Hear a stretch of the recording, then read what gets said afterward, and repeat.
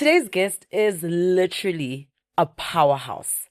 Okay, the first black editor-in-chief for GQ. How does the editor-in-chief at GQ become an Apple Music executive? Yeah, so I've always loved music, and I think that's always just kind of been a passion of mine too. I used to joke that if you ever made me choose between the two, it'd be like asking me to cut off an arm Sure, and making me choose which arm to cut off. sure. And what exactly did you do at Apple Music? So my role was to head up written editorial. Mm-hmm. So basically, on the surface, everything that you see that isn't an artist name or a track name, Sure. our team was involved in creating. So we would do track by track interviews with artists. We would do album notes, not review necessarily, but more about context, how it fits into their career, Yeah. or if they were a debut artist, then maybe who they were and what inspired them, their Yeah. journey. And with every great system, there are people who want to hack the system. Of course. And particularly looking at Apple Music, there are people who have streaming farms. I think every kind of music tech or streaming platform has that kind of approach. They know that's going to happen. Yeah. We're all about sharing the facts and teaching the tricks. Let's talk all things about music, the life of music. Let's engage about the rhythm. Let's talk about our passion for melodies, sound, and those beautiful classics. Let's get educated about these decibels we oh so dearly love. On this podcast, we talk about these politics. Welcome to Music Politricks. Sanbonani dumelang kere ekse nakalina ke nabusi baba khulu baba dese barike the queen of Pitori, and welcome to another episode of Music Politricks. A big shout out to everybody who's showing us some love on Apple Podcasts, on Spotify, and you who's watching on YouTube. However, majority of you who are actually watching are not subscribed, so please do the right thing. And of course, don't forget to share with us the kind of guests you'd like to see, the kind of conversations you'd like to have, all of that and more. Today's guest is literally a powerhouse. Okay, the first black editor-in-chief for GQ globally. What a big deal, right? I don't know if I should still say he's an executive for Apple Music. You'll understand why I say that a little bit later on. But look, we also have, I think we all do, right? That one artist who's just rocking the Billboard charts. We all have that artist again. But imagine being the editor-in-chief of Billboard Africa. A powerhouse. I told you. All right. So big ups and a big shout out. Thank you so much to Nkosiyati, or rather, let me say it properly. Nkosiyati Khumalo. Thank you so much for joining us. Thank you so much for having me. Gee, and also just for squeezing us into your busy schedule. We must make time for conversations like this. Absolutely. I mean, okay, all right. Let's get this straight, right? Your typical day. What does your typical day actually look like? I will start by waking up. First thing, I check emails because we work globally, so I want to check to see if there's any news from New York, from our partners in France and London, whatever the case may be. So let me just check what's going on. What did I miss? What meetings should I set up? Okay. That's kind of the first port of call. Okay. Then it's usually the news, depending on my mood. Because I like to stay informed, but then if you've opened a news app anytime in the last 3 years, it's just a lot. So Yeah. I handle that as much as I can, and then I switch to music usually. Then I like a slow morning. Okay. It's coffee, it's maybe watch a podcast or two. Just let me enter the day gently. Okay. And then we dig in. Then we are on emails. We're kind of setting things up. I'm speaking to the team about various things, approving content that they've created, planning the rest of the day or the rest of the week. Speaking Yeah. to contributors, writers, publicists, anybody really who can help us do some storytelling. So every day, after that point, every day is different. Yeah. It could be a conversation like this. It could be an event maybe in the evenings or in the afternoon. It could be something in between that where I'm chatting with someone about a future partnership. So every day looks a little bit different, but that's usually how they start. Okay. And as of recent, what's been your most interesting day and what happened on that day? Wow. That's a great question. I think one of my most interesting was probably the 4th of June, I think it was. I think it was a Wednesday. I was in London. I just got there the day before. I had seen some work colleagues and also some old friends, but that day was the day that we were hosting or participating in Billboard US's Global Power Players event, Nice. taking place in London. And it was so funny because in my head, I had pictured something else in terms of what the event would look like. So I'd pictured kind of a longish kind of more formal platform or program rather. And the program is a lot shorter and a lot more interactive, a lot more lighthearted and fun. But as the event started, I knew I had to give a speech. We were there to kind of present Tems with an award. And even that moment was just fantastic. That's so cool. Because I'd spoken to her a few times. I hadn't actually met her in person. Yeah. So being able to do that was just really cool. And being in a room like that where you have the editors of Billboard globally, along with some of our global partners and friends, and the head of Empire globally, the record label. You know, it was just a lot of great people in this room. And I'm thinking, like, I know that's coming up tonight. The rest of the day, I was just, like, doing my work and, like, in a hotel room, like, working and, like, going out for lunch and, like, at my laptop. So it was just a surreal day. But I think one of the most surreal moments was the program starts at this event. And, you know, there's intros and things like that. And there's about 3 awards that are being presented that night. And in my head, it was like 30. So I was like, okay, 3. Like, this program's going to be really chilled, lighthearted, fun. The first recipient was Sir Elton John. What? So I'm sitting there, I'm like, that's the stage. Like, I'd gotten there before, sound check, that's my stage. Here's the teleprompter, blah, blah, blah. The program starts, I'm like, Sir Elton John is right there. Like, here. In this room. Like, and I'm going to be on that stage 10 minutes later. What are you talking about? It was wild. And I think just one of those things that just speaks to, obviously, the power of music and how it connects us. But even one of those moments where I was like, how did I get here to this room? Which is wild and something I'm so grateful for, but also something that in the moment felt so natural. Yeah. There was a few moments where I'm like, why am I not more nervous than this occasion is maybe calling for? And it's like, I'm so calm. This is exactly where I'm meant to be. Yeah. And there's so much more to do from this point, but it's enjoy this moment. Yeah. But it was wild. I mean, that was just a Wednesday. And then Thursday was like, there I was back at my laptop. It's also just giving you belong there. Yeah. You really belong there. Okay, so you spoke to Tems before that. What are you guys talking about before that? And on the day that you guys eventually meet, what are you talking about then? So one thing I love about her, and through interviews I've done with her during my time at Apple Music, the energy that she carries is the same throughout. So you see her on stage, you see her in an interview, you meet her at an event, that's her. And I always describe it as favorite cousin energy. She's just so chilled. Yeah. It's so warm and welcoming, but also it's like, this is the cool cousin. Like, they're going to put me onto something that I didn't know about before. So it was a lot of that. Like, it was like, hey, like, remember when we did this interview? Great to see you. It's so just great to connect in person, and we'd love to chat more about what you're up to. But it was so relaxed. It was just so, you know, easy. Just another normal day in your life. Just another normal, but also for her. And I think that's one thing that's great about her. Yeah. Is that there's no ego there. There's no kind of, I'm a superstar, I'm untouchable. Yeah. You know, it was just so easy and natural. So it was like, I'm so great to meet you and, like, you know, just celebrate this moment with you. And there's going to be so many more so many more moments we can celebrate together. Yeah. So to be here to share that moment with you and celebrate your work is an amazing privilege, you know. So, and it was just so easy. That's so cool. Yeah. Born in Swaziland, raised in the USA. Yeah. All right, let's start from the beginning then, all right? Okay, because, growing up, or rather, Eswatini, what was that like? So I don't really remember. We moved when I was 3. Okay. So those first 2 years, I think I have maybe 2 or 3 flashes of small memories, but nothing really substantial.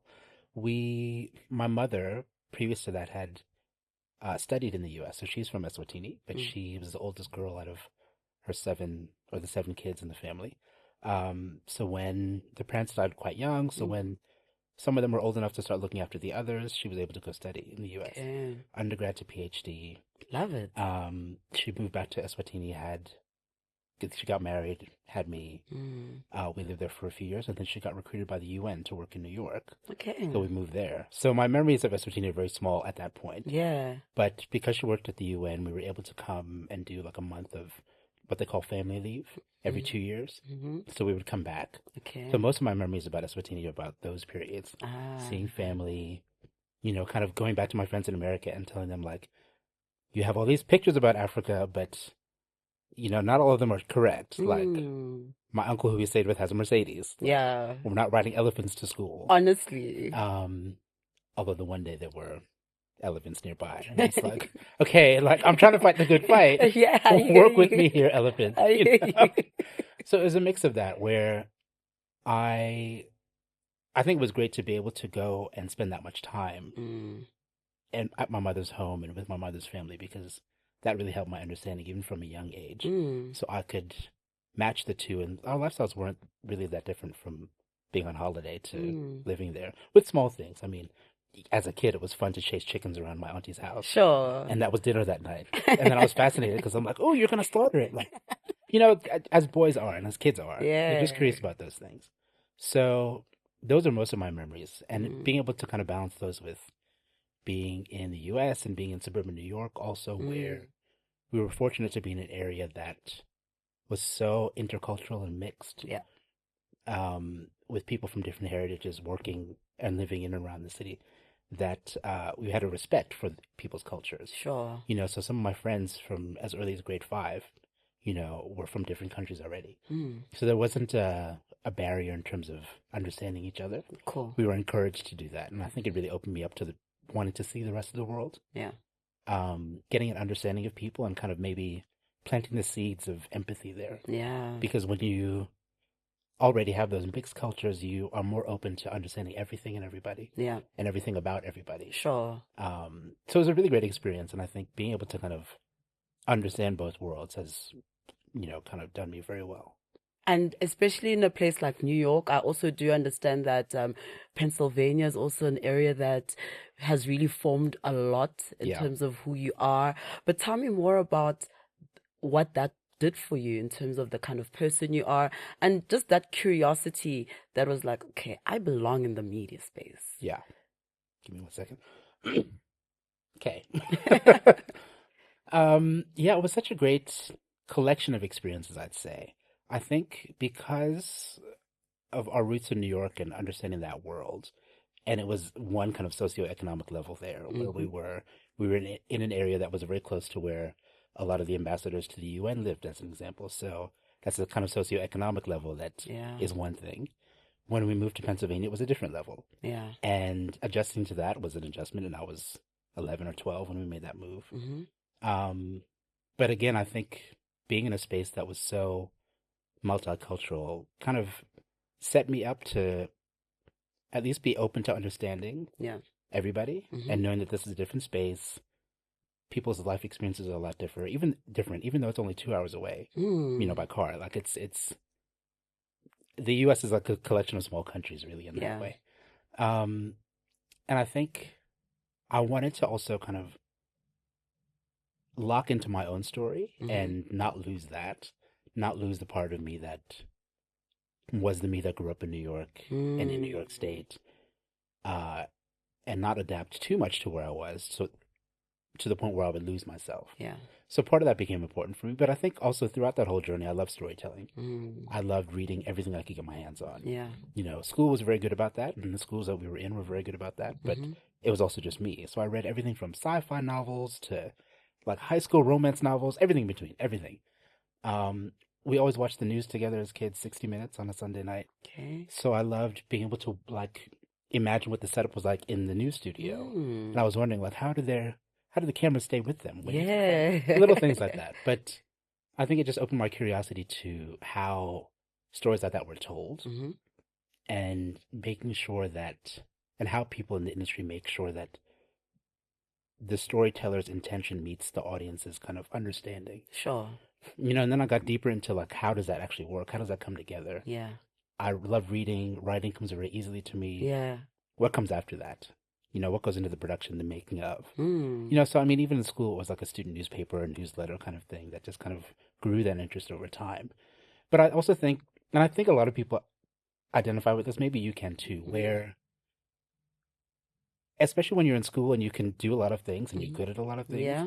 Maybe you're good at science and math. Like you get good grades across the board. Sure. Then you're kind of like, well, what do I do? Yeah, because you actually kind of like those things too. Yeah. And your friend who maybe hates English, or languages or whatever, but loves science, I'm going to be a scientist. Yeah. I'm going to be a doctor. You know what I'm saying? Yeah, it's like very clear. Yeah. If you're kind of an overachiever at everything, then what do you pursue? And I had to realize that I like people. I like storytelling. I like being around people and hearing those stories, both from a funny, especially as a kid, like a gossip kind of way. I just wanted to know what was going on. Yeah. Like, don't leave me out of the story. You're super inquisitive even from a young age. Yeah. So all that kind of combined, I was like, well, okay, this is just natural for me. Yeah. And I'm fascinated by these spaces, whether it's TV or print or radio, even. Like, I love that process of how those stories come together, how they're Sure. presented. I think I'd even practice like narration and things like that, and answering the phone like a telephone operator to sound like, So it was always there. Yeah, I think it was always there. I always say that America, their biggest trade is pop culture, because I mean, that's the reality. Even in the powerhouse of the media industry that they have, they literally export pop culture. So why would you leave the hub of pop culture and just decide that, okay, I want to go to UCT? Let's go to Cape Town. I choose South Africa. Why would you do that? Sorry. There was a few different things happening at the same time for me. It was, my mother died in 2004. Gee, I'm so sorry. I just turned 18. I think it was about a month after I turned 18. And I have an older sister, and she was in medical school at the time. So it was a kind of, now what do I do? Gee. I stayed with her for about a year or so. And then I had to figure out my life, like what's going on. Because of that, we came there with her job, so there was an immigration issue that we had to kind of figure out. Okay. And while we're waiting for that application to be processed, there's not much that I could do. So after a while, we said, well, if this is proving a challenge and you can't really progress forward beyond a certain point while we're following this legal process and waiting for things to finalize there, where can you go to start your life? Study, to work, all those things. My father had remained here, so I said, well, okay, let's take an adventure. Let's save up some money and book a one-way ticket in 2008, and I moved here. And I spent about 6 months here in Joburg, kind of just getting a lay of the land, getting acquainted with my dad again, and that side of the family, and all of that, while also kind of sorting out the admin. And then thinking, okay, well, I know what direction I want to take my career, or how I want to start my career. I know it's in this field. Where can I study to do that? Because that'll be the kind of quickest shortcut to me getting into the industry. Absolutely. I was looking at maybe 3 different universities, and I thought, well, I'm seeing the biggest concentration of the industry in Cape Town. Okay. So I want to be as close as I can to that action, because now a few years have passed since I graduated from high school. So I want to make sure I want to make up for lost time in a sense. So let me go to Cape Town. So we applied, we got in, and we moved to Cape Town in 2009. I was at UCT for about 2.5 years, but the funding fell through for me. We were in that kind of weird middle group. Yeah. And my dad was also quite old at that point, so he was in his 70s, I think. So it's just difficult to get access to more funding. Yeah. But I think because of that time period and me wanting to jump in with both feet, the minute I got there, I said, I'm joining 5 different societies on campus. I'm going to do the most that I can here to get practical experience on and off campus as much as I can. Yeah. So everything I could do, I did. I was on the newspaper, there was a magazine, there was a radio station, I was doing everything. Yeah. I leveraged that into some off-campus opportunities, and it kind of just grew from there. But I thought, well, I have to be where the action is. Sure. In order to build this thing that I want to build somehow. So yeah, that's kind of what drew me there. And I guess that means that's why it was inevitable for GQ to take you on as an intern. Yeah, well, like it's so many of those things are just, again, wild. And we were saying this earlier, but as much as I worked for certain opportunities, things just presented themselves to me as I was working for them. Yeah. And I think also being vocal about that kind of work and what I wanted helped in my little community. So I joined this newspaper as an example. Yeah. I was super keen on certain things I wanted to do, and through that I met people who had interned at GQ and at Glamour magazine before. Yeah. So I was like, guys, how do I get into the industry? I thought on the one hand that because of our proximity to the industry in Cape Town, the university would have more direct links. Sure. In the same way that there are graduate days and career fairs for accountants and well, back at the everybody in rock. finance. Yeah. Here's this automotive company hosting a career graduate program, blah, blah, blah. Yeah. Come and apply with us. Nobody was doing that for anything in the creative arts, especially media. So I said, well, okay, if the university's not going to do it and these people aren't coming here, let me go find them. Sure. So then I was asking around to my friends, like, have you guys interned anywhere? What have you done? 2 of them had done internships at Condé Nast with Glamour and GQ. So I said, well, put me in touch. How do I apply? I applied, I got an internship. You know, so it's those kind of things where even I sang with somebody in the choir. Yeah. And one of the choir veterans, who stuck around even after she graduated, because it's just such a group like that, she was working in HR at a small publishing company. Okay. And said, well, we don't really have interns, but maybe they could use someone. Sure. You know, so let me ask my boss, are you keen? Sure. You know, let me gain some experience. Why not? And that was a 3-month internship that paid, even back then, which is very rare. That was 2009, 2010 or so. Yeah. You know, so things like that where it was like, I'm just in the right place, doing what I can to build myself now, but also making those things known. Yeah. And having a community around me that was supportive and said, well, let's see what we can do. Yeah. Yeah. And I guess that's what they say when they say that you need to be prepared for the opportunity, because essentially that's what you've been doing. Yeah. Yeah. I mean, there are lots of other things I applied for, when doors I knocked on that nobody answered. For sure. These ones did. And that was so fantastic because it just, and that pattern just kind of kept happening where those things introduced me to other things, and here we are, some 15 years later. And I mean, it's pretty also wild to think that, okay, GQ intern to the first editor-in-chief who's Black globally for GQ. All right. Tell us about the middle part of it. Yeah. So, yeah, I was an intern at the end of 2010. At the time, the company did about 2-week internship stints. But I was able to stay on for a few extra weeks, but then I needed cash. It was an unpaid internship. I worked in retail for a while in Claremont and Cavendish, Cape Town. Yeah, I went back to study, but I made sure before I left that internship, I said, let me sit down with the HR person. This is me. You'll obviously get feedback from the team if you want it. But this is what I want to pursue. Yeah. I kind of realized then that my niche was copy editing. Okay. Because I read so much and and writing also comes easy. It was the nitty gritty of that, the grammar, that I could do very easily and that I was passionate about. Kind of making sure that everything was, we say now, pixel perfect. And are from Apple, but that's what it means. You know, just kind of making sure that everything is fantastic. Even at the student newspaper, I was very keen on making sure that all the proofreaders we worked with, everyone who was copy editing, was doing that on a global standard. So we used the AP style guide as an example, right there in the student newspaper. So all that kind of stuff, I was like, if I'm going to be passionate about this, I'm going to do this the best I can. So now I'm at GQ, I'm with the HR manager, I'm saying, look, I don't necessarily want to just write. I can write, but I want to also be involved in the copy editing. That's a little bit broader. You get to touch more things. Let me do that. So let me know if there's any opportunities about that. That was in 2010. I worked for another company for a while, was freelancing for them as a writer. And then when I had to leave university early, I reached out to the company again and said, do you have anything full-time? There was a role I could take full-time as an editor there, which was fantastic. I mean, that was just great experience also. And I was there for about 6 months before I got a call from GQ. This is 2 years later now.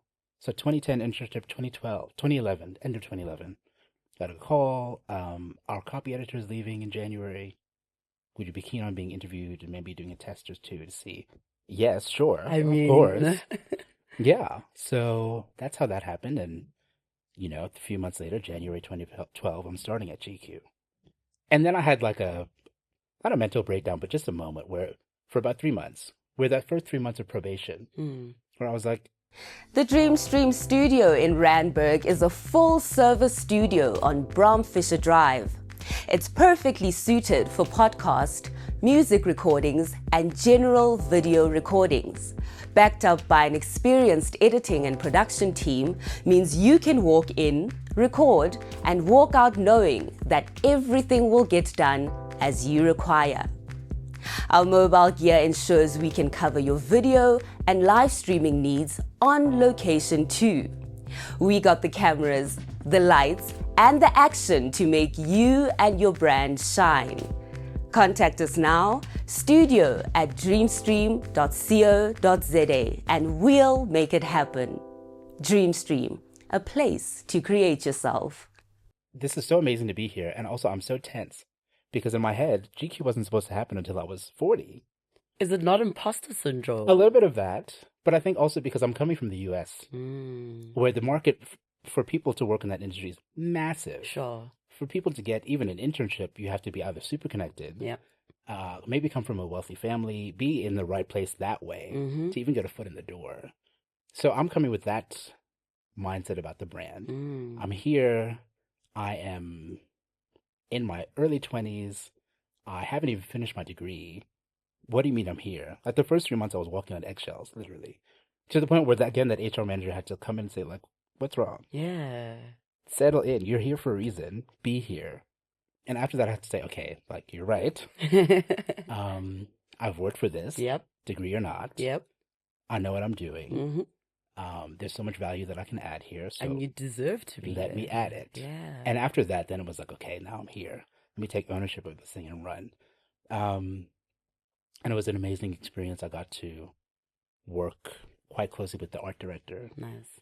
and also start to understand his language. Again, this is where the empathy and that understanding comes in. Because now I understand what he needs as a visual person and what I need as maybe more of a words person, how we can meet in the middle. Sure.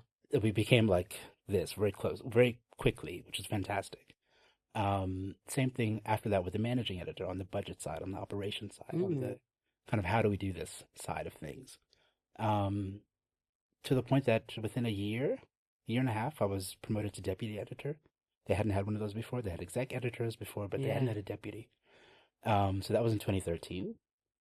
And at that point, that was when the media landscape started to change commercially. Cool. So then we started doing more branded content. That was the beginning of that kind of era in the Yeah. magazine world. Yeah. And I was like, well, okay, I'm here. I can kind of be the editor's second brain in that way and think commercially, but editorially first. And how do we take these commercial ideas and tell them in a way that serves our community? Sure. And then the client secondary, but serve the community first, because that's what the client wants to access. Absolutely. You know, so I was able to really dig into some of those projects and start some of them and kind of set some standards for them within that space. And I had a lot of space to do that. I had a great editor who really gave us that freedom, but also brought in people he trusted and who were so passionate about the brand and what they did. So it was just an amazing few years of doing that. And I mean, that led to so many things. Like we would do print special projects with different partners. We started to do events and video. And those are things where I'm thinking, well, if I helped conceptualize this project and helped write it a bit, maybe did some editing, some commissioning, and there's an event attached to this, and now let me help plan the event. Yeah. You know, and then we had a situation with the one event where our MC pulls out the day before. Oh. So it was like, well, I'm here. Might as well. I might as well MC the thing. You know, so all these things started to kind of build up, and I just was able to add these skills and experiences to my arsenal. And then 2017 came, and there was a point where I was like, okay, like, I feel like I've done all I can in this role. Editors at that point would stay in their roles for decades. My predecessor had been there for about 14 years. Jeez. You know, that's just the nature of the game. You keep it growing. It's going well. Yeah. So I thought, well, okay, let me see what's next. I found something. I was ready to leave and say, well, let me build somewhere else. The day I went to resign, my editor told me he was leaving. So, you know, you might want to wait. And I was like, wait a minute. Yeah. You know, and there was a whole process around that, being interviewed by Global as well. But that turned into an opportunity where I was able to become the editor-in-chief. And I think only afterwards it started to sink in, because I was so like, wait a minute. First of all, flabbergasted by that moment happening. Yeah. Then I'm being considered. Okay. This is how I want to do things. Let me think about how I want to do things and what I can do. Yeah. And if we can negotiate around those things, great.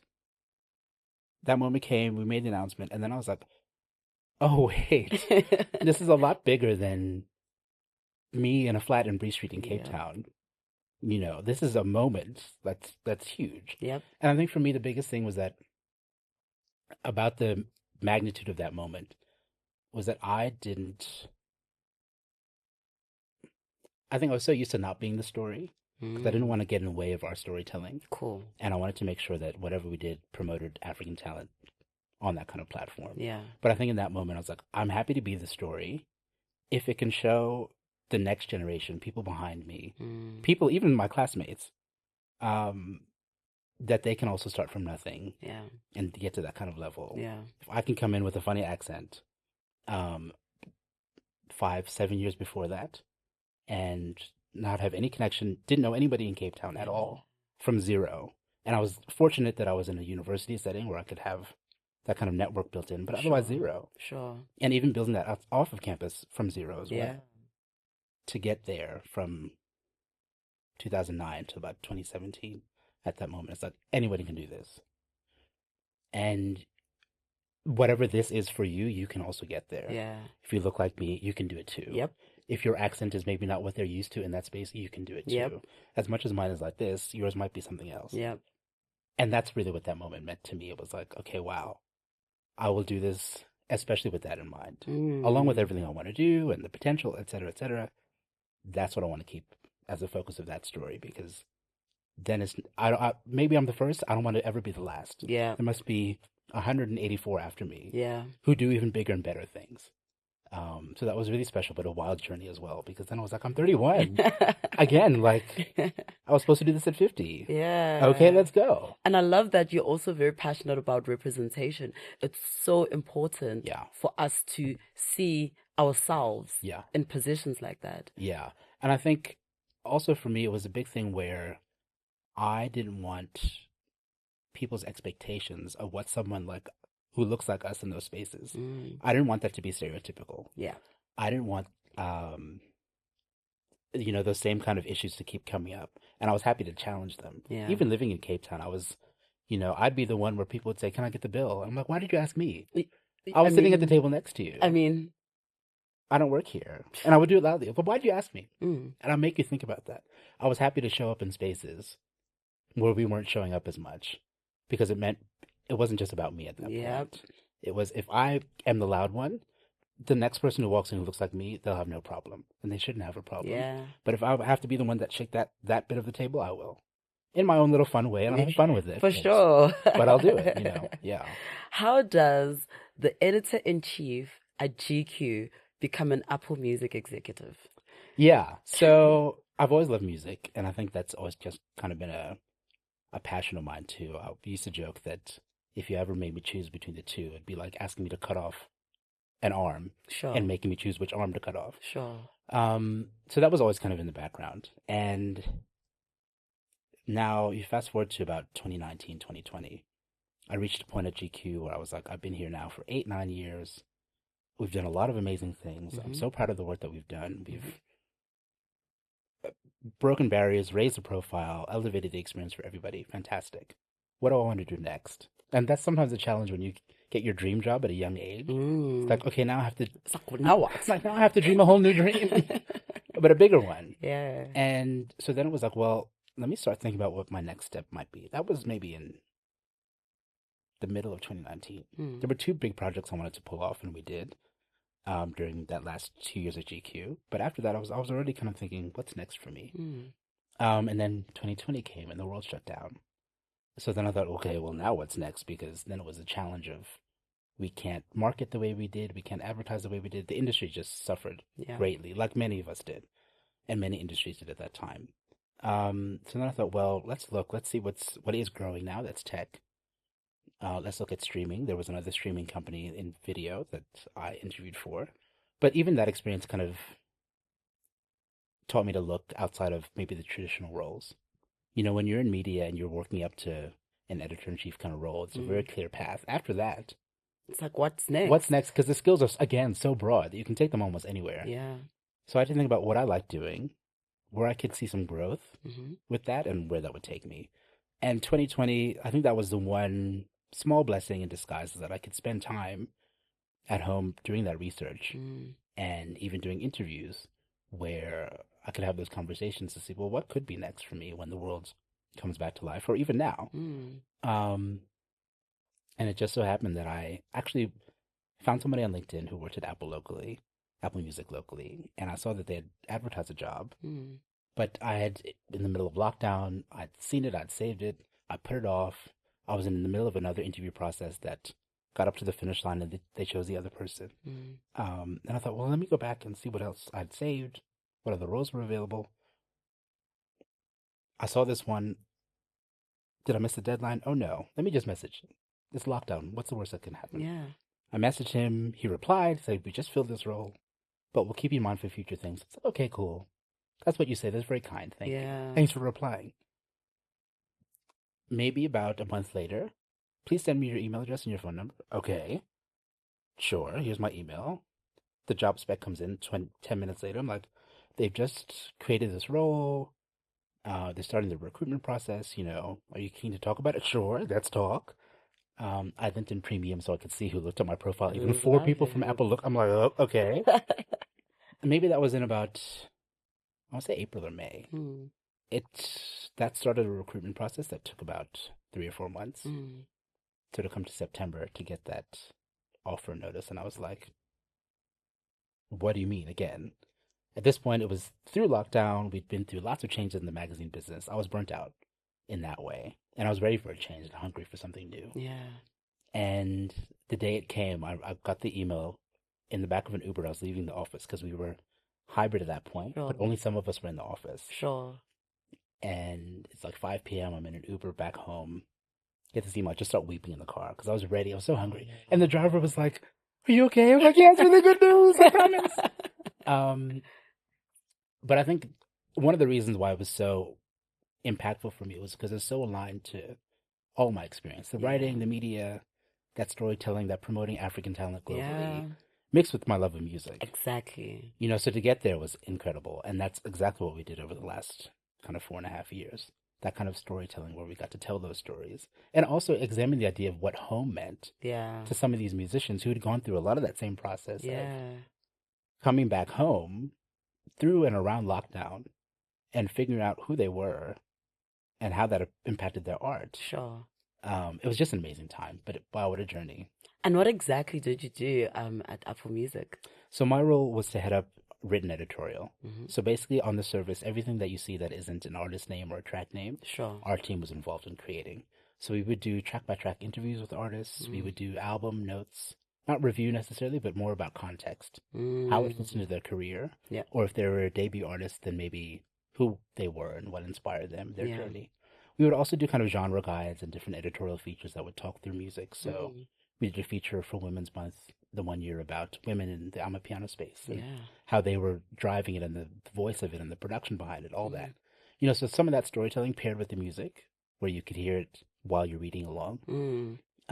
But my favorites obviously were the track by track interviews. It was like a album listening party in your pocket. You get the fun stories behind certain songs that you were listening to, and you think that's a sweet love song. What inspired it? It was actually a fight that somebody saw backstage. Things like that. So, and we were able to share those stories on a global platform. They were translated very often into languages and markets that these artists happen to be popular in, and that just kept growing. So I saw and got to be a part of so many kind of different moments around that. That was just so special. The nature of the platform of music is evolution. Even in how we consume music. Right. But even so, there are companies like Kodak, for instance, who failed to evolve.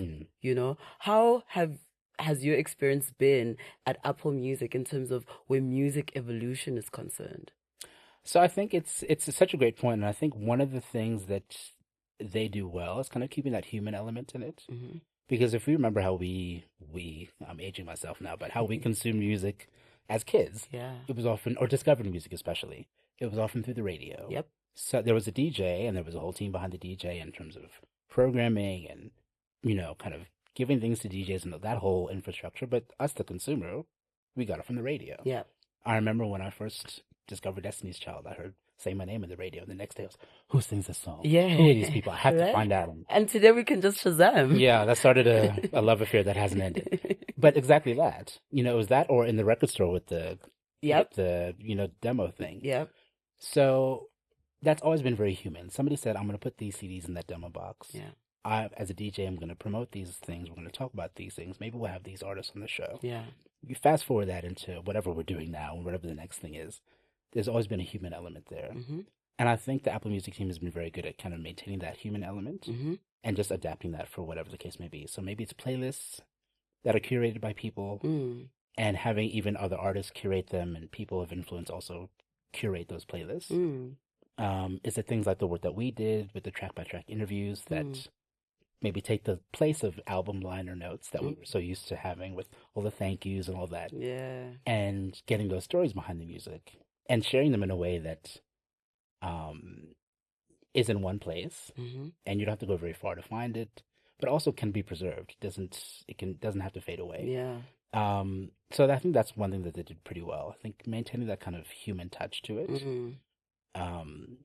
has done them pretty well, and I think that makes it still fun and enjoyable for a consumer to kind of dig into. That's what I love. Yeah. Yeah. And with every great system, there are people who want to hack the system. Of course. You know, and particularly looking at Apple Music, there are people who have streaming farms. Yeah.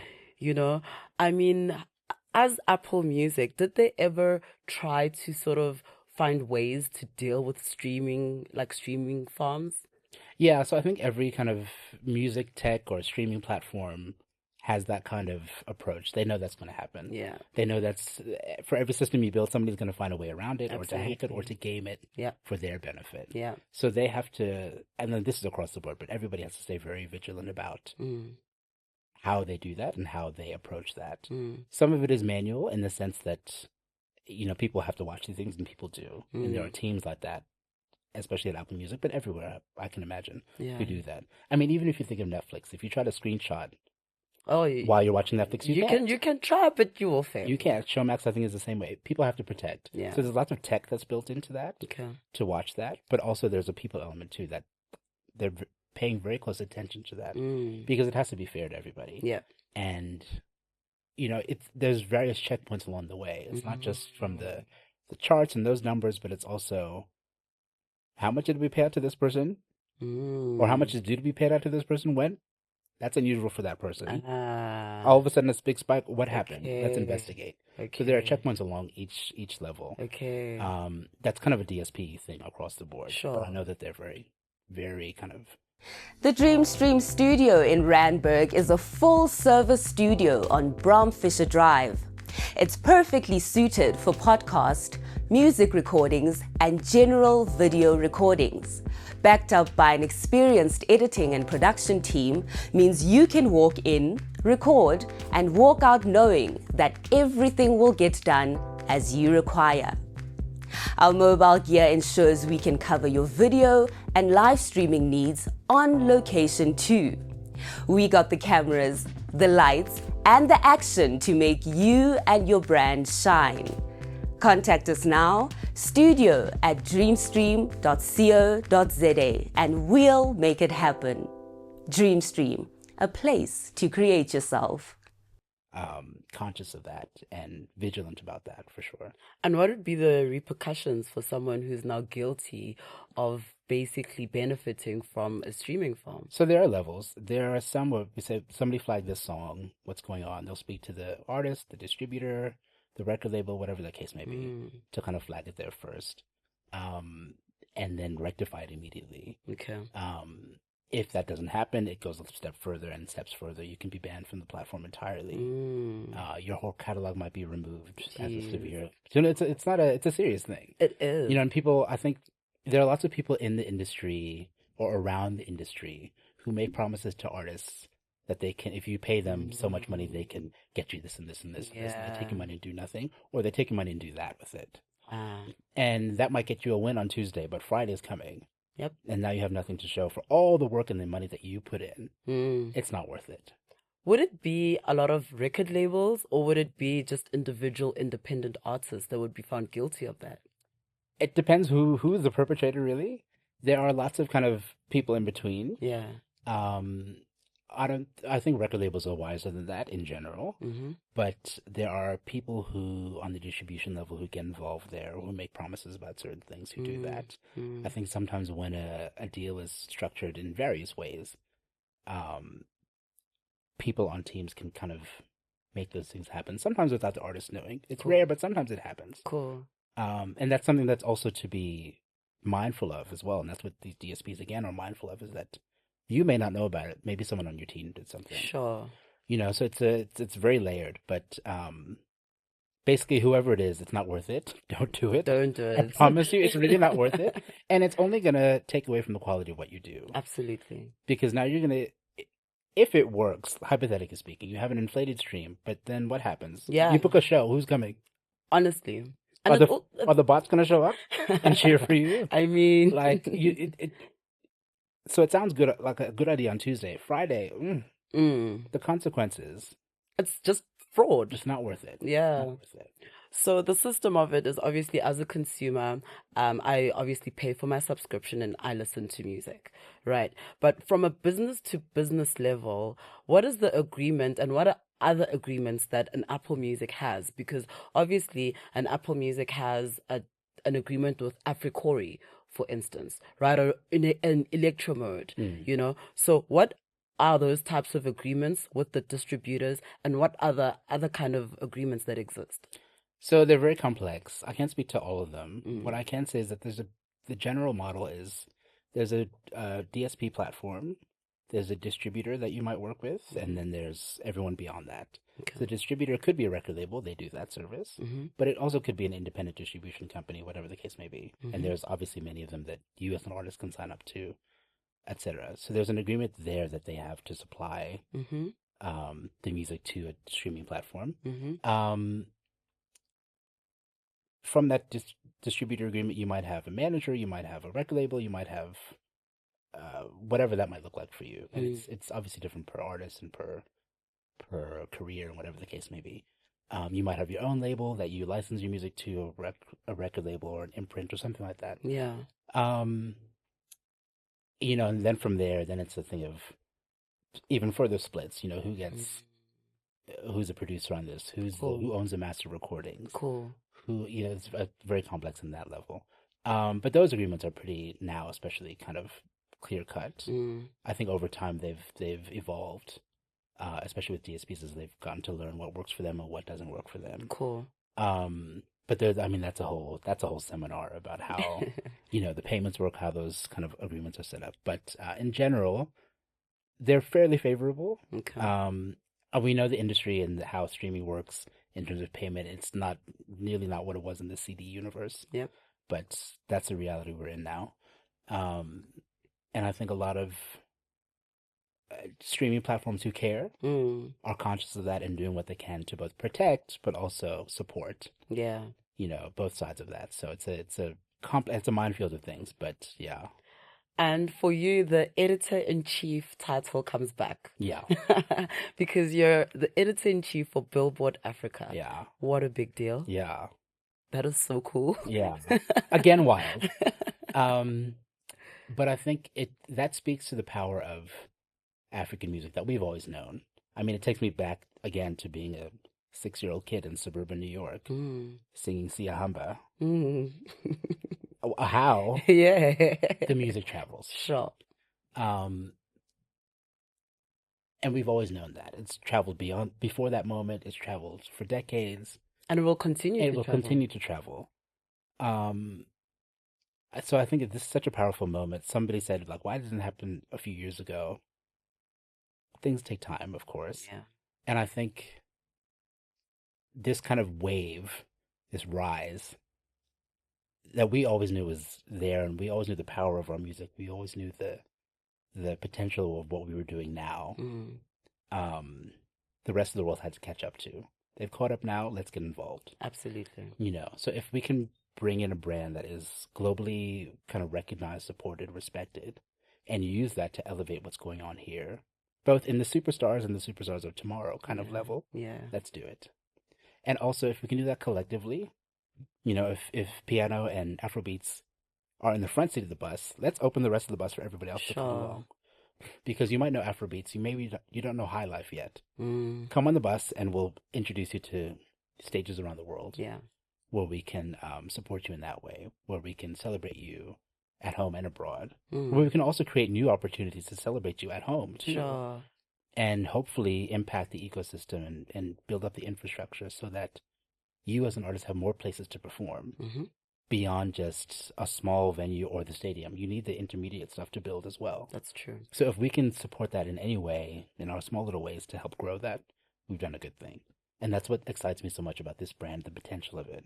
Not to mention the charts. Yeah. And how that data, again, can kind of support an artist's journey can help them find new collaborations on a business level, Yep. can legitimize a lot of what they're already doing, Yep. can support a lot of the legitimate data that is already here, Mm. and take that a step further. That's a fantastic kind of impact to have that we as a team are really hoping for. And I love that you also speak on data, because when we look at the charts, we don't necessarily know how the number one song is the number one song. Right. What is the data that you guys take in order to come to that decision and say this is number one and that's number 10? So the Billboard brand globally has a sister company that's all they do. Okay. They incorporate data from everywhere, every streaming platform, free or premium. Mm-hmm. They have all kinds of calculations that even value those things together. Okay. In certain markets, they also look at physical sales, but they incorporate everything. Okay. They aggregate all of that, Including radio airplay, Yeah, for instance. all of it, Okay. and per country, and they compile that and they share that with Billboard. And that's how we build the charts. So the data is independent. Okay. It's even independent of us necessarily. So Yeah. we get the data, we publish. Okay. And they spend all their time auditing that data, making sure, speaking to those providers of that data, that it's accurate, and helping them set up standards on their side to make sure that the data is also accurate. Yeah. From a DSP to a radio level, every level. Yeah. So it's a kind of a comprehensive thing. It takes so much time, and even just getting a glimpse into their inner workings was like, wow, because they pull all that together. So it's legit. It's Okay. every week. There's not a week that goes by without that data. But it's fascinating to see that, and it's great to be able to see that movement and how things come in and how they impact things and where they stay, and even just being able to analyze that and share that analysis is fantastic. I think especially for African artists now, it's great for us to be able to celebrate African artists' global wins, and share those and really have a moment for those, because those are incredible and unpredictable, but purely based on the music. Nobody pays to be on a chart. Nobody, you can't sell yourself better to be in that chart. That's what the chart is, what people are listening to. Sure. And what they're loving and what they'll keep on repeat. So it's real.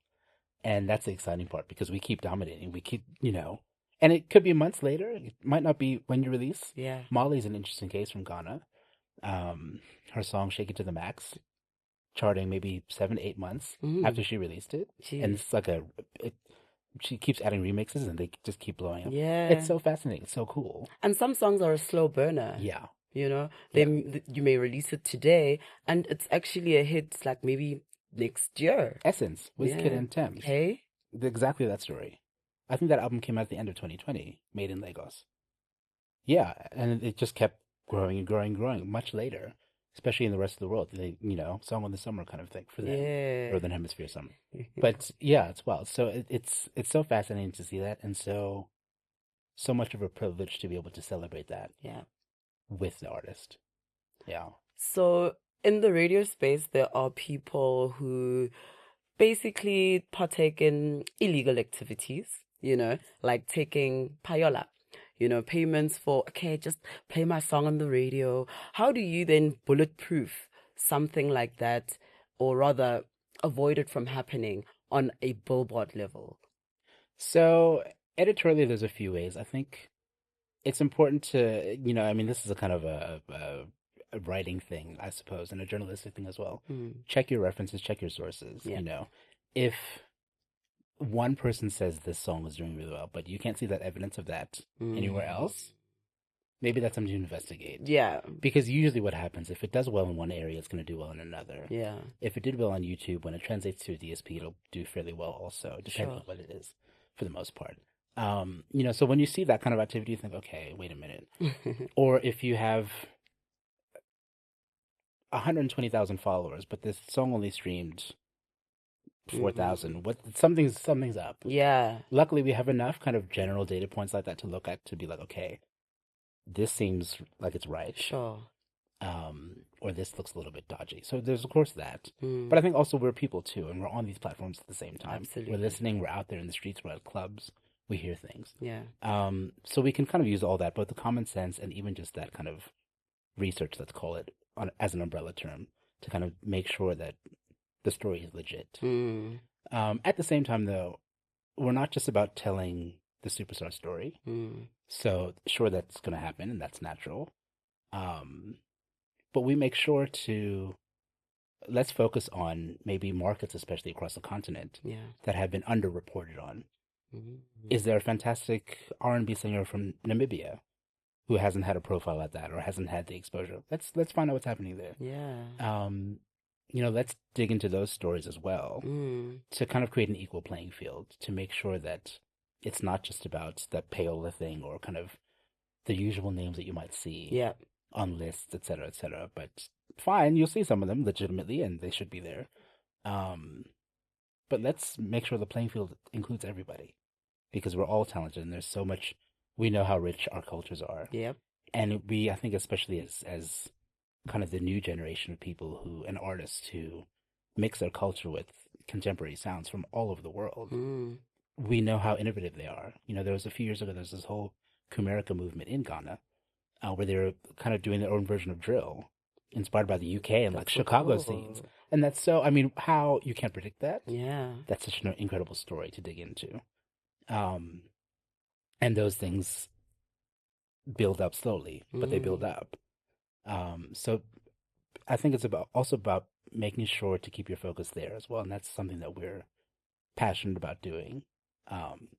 That's what we say to people. If you know who we should be listening to in your country, tell us. Because I think it's easy to criticize when you're like... That's true. And the criticism comes from a place of, I want to be represented. Yeah. And I understand that. And we all know that, especially as Africans. That's true. Africa's not a country paradigm. Yeah. So tell us, here's someone you should be paying attention to in my country, or where I'm from.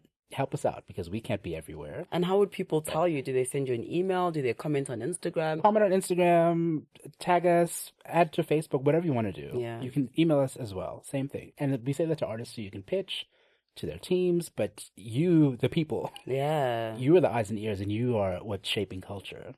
So if you know that this person is blowing up in your country and they need to be on a bigger stage, let us know. Yeah. Those are the stories we love.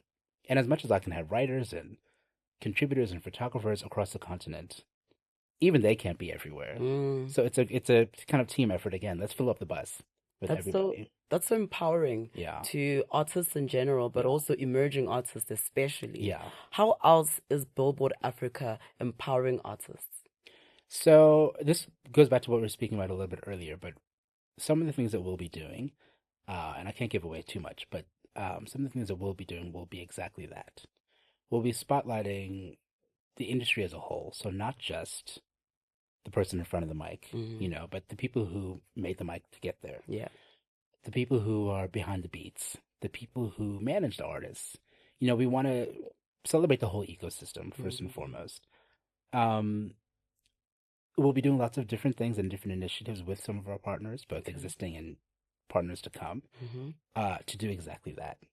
As an example, when we went to London to kind of announce the brand launch and all of that, we were able to partner with the Botswana Investment and Trade Commission, because they wanted to align their diamond industry as a thing that's exported all around the world, with the other thing that Africans export all around the world, music. Music, yeah. So let's pair up with them. Let's find a young and emerging artist from Botswana. Like Rough Diamonds. Yeah, kind of. Hey. And let's take them on a global stage. So we were able to partner with Amanthe Brown, who's a singer-songwriter from Botswana, and bring her to London to perform on stage with Tems. Nice. So she opened the show, and then it was British-Nigerian singer-songwriter Lulu, and then Tems at that stage. That's so cool. That stage was full. Amanthe had the Botswana flag. She had people cheering her on. It was so special. Would they have had the chance to hear her or meet her, see her perform otherwise? Maybe in a few years. If that's something we can do with our partners and make happen now, let's do it. Yeah. Let's create those stages and those partnerships that allow us to build those stages in places where we can bring the next generation along. And we can also do that at home on the continent. Sure. That's some of the plans that we'll be rolling out. Let's bring some of the stages home. Let's do events in Rwanda. Let's do events in Namibia. Let's do events in Nairobi, where we can bring, some of that international whatever, and show people that we don't lack the skills. We just need the opportunity. Sure. And maybe we just need the stage. Sure. So if me and you and you and you and whoever wants a partner can help build that stage and make it happen, fantastic. we build the stage, those people come once, they say, I'm going to come here again. Now you have an infrastructure that's growing around that, step by step. And we're a small part of that, but we want to be a part of that. That's the overall vision. And we're going to be doing that in lots of different ways as we grow. Nice. And we're so excited to kind of bring that kind of vision and also see who aligns with that. And I've already had so many meetings this week alone where that's going to be so possible. It's kind of freaking me out a little bit in the way that I'm like, this is so exciting. And people are ready for this. People are ready to do the work. People are ready to go to those stages, to celebrate that, to participate in this dream that we all share. That's so exciting. You have a very powerful insight in terms of being in the system of music. You know what I mean? Being an exec at Apple Music in itself, you know, is just one thing, but also being part of Billboard Africa. From that perspective, what is important for artists to know? I think, hang on, sorry. I think it's so important for artists to know what their story is. I think there are so many times, even during my Apple Music days, where I would get an artist bio from which to decide or to speak to the team about, should we do an interview here? Should we do something? Some of the bios were a bit thin. And when I say thin, I mean I got lots of social media stats and I got where you've performed and maybe some streaming numbers as well. Yeah. I don't know who the person is behind that unless I talk to you. Yeah. I want you to know that a little bit first. Sure. And dig into that. You don't necessarily have to go to where you were born, but if it informs your music, fantastic. Or what primary school you went to, but if it informs again, great. Yeah. Tell me what you're singing about. Is it heartbreak? Is it self-discovery? Is it representing life on the street from where you're from? Is it your journey as a hustler? You know, is it whatever it may be? Know that. Because maybe I don't know the lyrics. Yeah. Maybe I don't know the language either. Yeah. And for me, as someone who's happened to work in international organizations, I want to be able to share that, to say, hey, GQ in the US, here's a Nigerian singer-songwriter who sings about this, and here's why it's powerful, and then makes lyrics, and this is what their approach is. But I want to be able to share that with them. Sometimes it's difficult if I don't even speak the language, and I don't often. So help me translate that message, or just give me a little bit of insight to that. We can help you find the rest. But I think if you know what that is to start with, that's what you can sell. I hate to use the word sell, but it's true. It is. Once you know that, the numbers, sure, they'll follow. But if this is also, we've got the numbers, we've got that, but this is the person who knows their story, who can walk into a room and tell that story. Yep. That you play the music, oh, wow. Yeah. Now it means 10 times more to me. I have to tell the story today. Yeah. We have to do a video project and we have to fly you somewhere, know that story. Lock into that. Practice even. And once you know that, you can build everything around that. Because that's what you built the music around. Yes. And once you've got that, you don't have to be nervous about going into an interview. You've prepped. Yeah. All the answers are within you. So I think that's one of my biggest things for me as a storyteller is to know that, lock into that, celebrate that, be proud of it. And that will take you so far.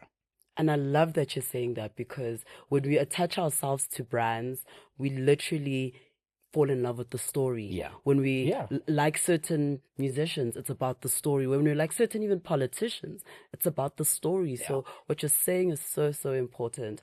And let's say someone loves your journey, right? Because, I mean, one would even ask, how does one become an editor-in-chief of Billboard Africa, you know? So someone who wants to basically walk similarly in the shoes that you have filled and in the journey that you still walk, why and how does it happen? And what would you say to someone like that?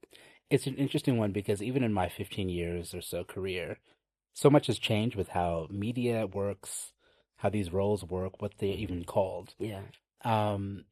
But I think I'd always go back to this, and I think I said this once at a conference in 2015. When someone said, they raised their hand, it was a conference of young people, and they were there to ask questions. There was a small panel, and we were giving that kind of advice. And they asked, like, I'm an aspiring writer, what should I do to... And I was like, hang on, what's an aspiring writer? I knew what it was when I was coming up, because back then, to be a writer, you had to be published by someone. Yeah. But we took an exercise that we did an exercise that day where everyone had a smartphone. Everyone had data. Everyone had a camera on that phone. I mean, I'm from an age where cameras on phones. What do you mean? We have all these tools in our pockets. Use them. Whatever you want to do, just use them now. It's going to take some sacrifice. You know, are you going to use the data to message somebody? Or are you going to use it to maybe start something? And we all know that. I mean, we see that's how influencers are born. That's how we see TikTok stars growing, because they're just making videos at home. That's true. Use the tools at your disposal to start doing what you want to do. You can refine it as you go. It doesn't have to be perfect or hilarious on day one. Yeah, just start. Just start. There's also so many resources, and we were saying earlier, some of us sit on YouTube. Yeah. There's so many resources there that can show you kind of nitty-gritty things. And that's just one platform. But start with what you have. Practice. If you want to be a photographer or you love the idea of doing something visual, just start. Take a picture of a building you like. And play around with the camera settings until you find your style. Go from there. Post that stuff. Don't be afraid to post it. Post it. As you grow, you follow people. And you can also, I think the other thing is, don't be afraid to ask somebody to give you a chance. To say, hey, I know you're having a music festival. I know you usually ask for accreditation from people who want to be photographers. It's my first time. I just want to come and try. Can I just join the photography pool? And just, even though I'm with my camera phone, I'll publish them on my blog, whatever. Somebody will say yes to you, because somebody said yes to me when I did that. And that was years ago. And now they're like, back then they were like, what's a blog? Now they're like, we need as much coverage as we can get. That's true. So do that. And you'll be surprised what you can build from that. You'll be surprised who you meet in those spaces. Because the person next to you could be, hey, I saw what you're doing. That's such an interesting angle. I do photography for Billboard. Come. Let's talk. Come join me in my next shoot. Come work in my studio. That's how these things happen these days, especially. So I think just get out there. Don't be afraid to start. Don't be afraid to be bad from day one. Because you might be bad for 60 days, but day 61. Exactly. And even at me, as someone who looks for contributors, I look for people who are doing things. I look at your Instagram. I look at, what do you see? What's your eye? When I ask people to contribute, even at Apple Music and especially now, I ask them if they could remove somebody's music from the internet, who would they remove? Not to say anybody's music should be removed. I want to see if they have an opinion. Cool. Because if they have an opinion, they're informed. Yeah. And they take the time to inform themselves. Yeah. You know, so get out there, do those things. Put those opinions out, even if you think they're controversial. You know, you can create a little burner account. Yeah, Maybe, yeah. I hated that outfit she wore, whatever. Things like that inform you. Yeah. They refine what you're doing. Yeah. They let people know that you have a voice, or you have something to say, you have something to share. That's what we look for. So yeah, get out there. Nkosi. What a pleasure to have you. What a pleasure to have you. This has been so educational, so insightful, and on different levels and angles, and geez. Thank you so much. Thank you. I appreciate that. Thank you for making the time. I hope that you do come back. Yes, yes, please. Because there's so much to talk about where this is concerned, and it would be very beautiful to also see the journey of Billboard Africa. Yeah. And congratulations. Thank you so much. You deserve it. Thank you. Keep shining. Keep doing what you do. I'm so inspired. I don't know what I'm going to do with all this inspiration though, but I'll make a plan. Keep doing what you're doing. Yes. Yeah. Thank you so much. I really do appreciate it. And I hope that you have enjoyed it as much as I have. And of course, if you want to book the studio, maybe you want to also record a podcast, or just make sure you're doing your own music thing, all you got to do is send that important email. It is info@dreamstream.co.za. Thank you so much for watching Music Politricks, and don't forget to subscribe. Okay? Kalina, Kibusi, Baba Kulu, Baba Des, Bariki Queen of Pitori, and we are outie.